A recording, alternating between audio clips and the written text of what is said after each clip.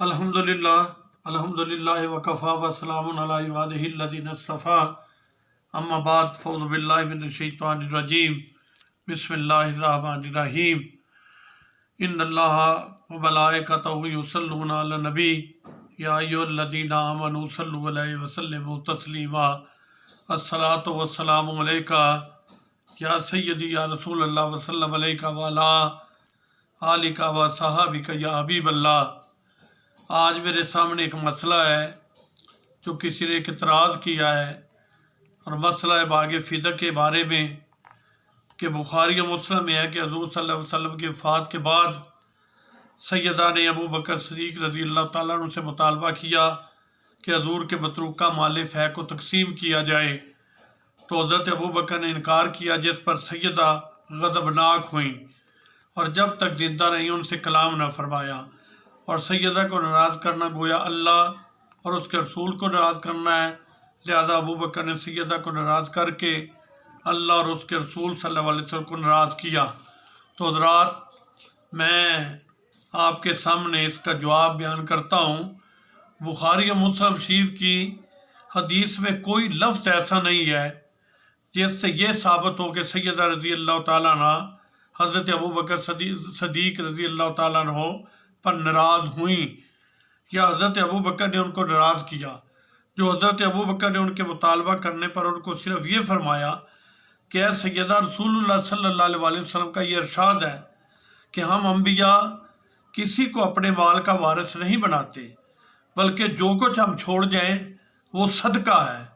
और खुदा की कसम मैं रसूलुल्लाह के सल्लल्लाहु अलैहि वसल्लम के सदक़े में किसी किस्म का तग़य्युर तबद्दल ना करूँगा,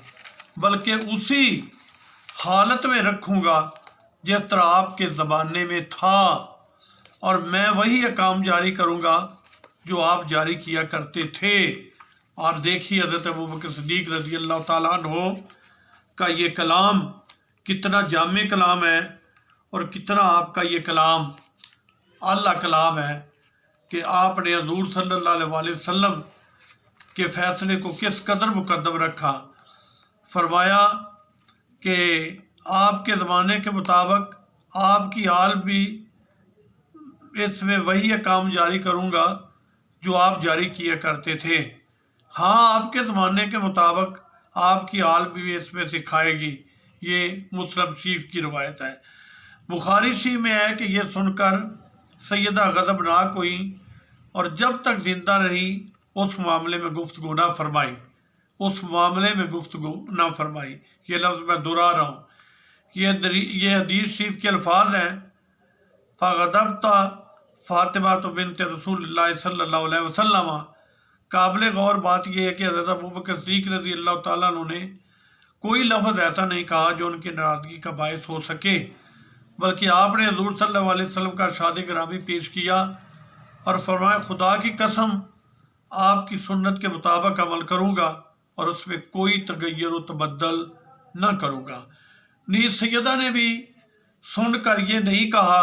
कि तुम गलत कहते हो कि अम्बिया का तरका तकसीम हुआ करता है, लिहाजा हमारे अब्बा जान का माल भी तकसीम होगा, और तुम्हारा कौलो फ़ेल हमारे अब्बा जान के कौलो फ़ेल के ख़िलाफ़ है। ये बात कतई तौर पे सैयदा ने भी बयान नहीं की। तो बिला शबा ये नाराज़ी वक्ती तौर पर थी जो बाद में बिल्कुल न रही, क्योंकि सैयदा को अपने अब्बा जान का इरशाद मालूम हो गया था, और सैयदा रज़ी अल्लाह ताला अन्हा ने हज़रत अबू बकर रज़ी अल्लाह ताला अन्हु पर राज़ी हो गई। चुनांचे इमाम बैकी ने सही हदीस रवायत की है कि इन्ना अबा बकरिन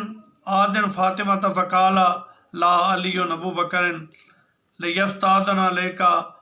क़ालत अतुहिब्बु अन अज़न लहू क़ाला नाम फ़अज़नत लहू फ़दख़ल अलैहा फ़रदहा हत्ता रदीतु वहुवा। ये ज़रक़ानी शरीफ की ये अलल मवाहिब ज़रक़ानी सफ़ा 7 और जिल्द 8 पे ये हदीस मुबारका मौजूद है। तो कि हज़रत अबू बकर, सही रवायत कि हज़रत अबू बकर हज़रत फ़ातिमा की इयादत को आए, तो हज़रत अली रज़ी अल्लाह ताला ने हज़रत फ़ातिमा से कहा कि अबू बकर तुम्हारे पास आने की इजाज़त चाहते हैं। तो हज़रत फ़ातिमा ने फरमाया, حضرت علی سے کہ کیا تمہیں پسند ہے کہ میں انہیں اجازت دوں؟ تو حضرت علی نے کہا ہاں فاطمہ. تو حضرت فاطمہ نے رضی اللہ تعالیٰ عنہ نے اجازت دی. حضرت ابوبکر صدیق رضی اللہ تعالیٰ عنہ سیدہ کے پاس آئے اور انہیں راضی کیا، یہاں تک کہ سیدہ راضی ہو گئیں اور حضرت ابوبکر بھی راضی ہو گئے. باوجود اس کے کہ حضرت ابوبکر صدیق رضی اللہ تعالیٰ عنہ نے کوئی جرم نہیں کیا تھا، بلکہ حضور صلی اللہ علیہ وسلم کی قولی و فعلی سنت کو پیش کیا تھا اور اسی پر عمل کیا تھا، پھر بھی سیدہ کی ناراضگی کا ان کو اس قدر احساس تھا کہ خود تشریف لائے اور سیدہ کو راضی کیا. اور آپ بھی راضی ہوگی کیونکہ آپ کو یہ معلوم ہو گیا تھا کہ حضرت ابوبکر نے جو کہا ہے وہ حق ہے اور درست ہے. اس کے بعد بھی اگر کوئی نہ مانے تو سوال یہ ہے کہ یہ بڑا غور سے سننا ہے میرا سوال، اور اس کا بھی کوئی جواب ہمیں بھی دینا ہے کہ جب حضرت علی کرم اللہ وجہ الکریم کا عہد خلافت تھا، اس وقت پوری طاقت و قوت حضرت علی پاک کے ہاتھ میں تھی، پھر انہوں نے باغ فدق سیدہ کی اولاد کے حوالے کیوں نہیں کیا؟ میں یہ سوال دوبارہ دہرانا چاہتا ہوں کہ سب سے پہلے خلیفہ حضرت ابوبکر صدیق رضی اللہ تعالیٰ عنہ، دوسرے حضرت عمر فاروق رضی اللہ تعالیٰ عنہ، تیسرے حضرت عثمان غنی رضی اللہ تعالیٰ عنہ، اور سب سے بعد میں چوتھے نمبر پہ حضرت مولا علی شیر خدا رضی اللہ تعالیٰ عنہ خلیفہ بنے. تو میں یہ پوچھنا چاہتا ہوں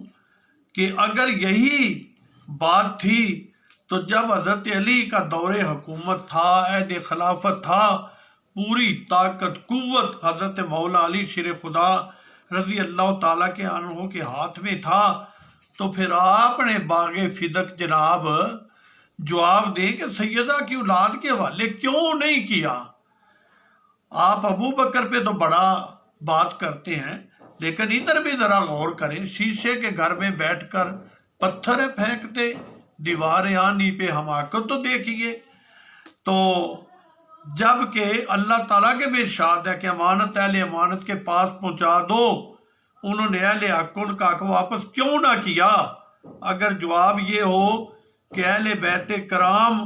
غصب شدہ مال واپس نہیں لیتے کیونکہ یہ ان کی شان اقدس کے خلاف ہے، تو پھر منکر کے بقول خلافت بھی تو حضرت علی کا حق تھا،